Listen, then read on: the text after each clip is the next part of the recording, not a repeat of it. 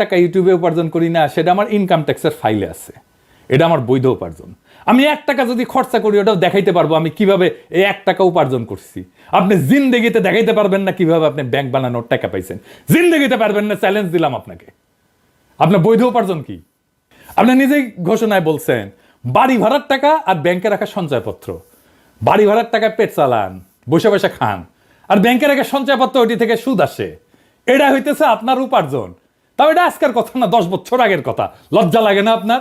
হ্যাঁ, আমার প্রত্যেকটা পয়সা হালাল, আপনার প্রত্যেকটা পয়সা হারাম।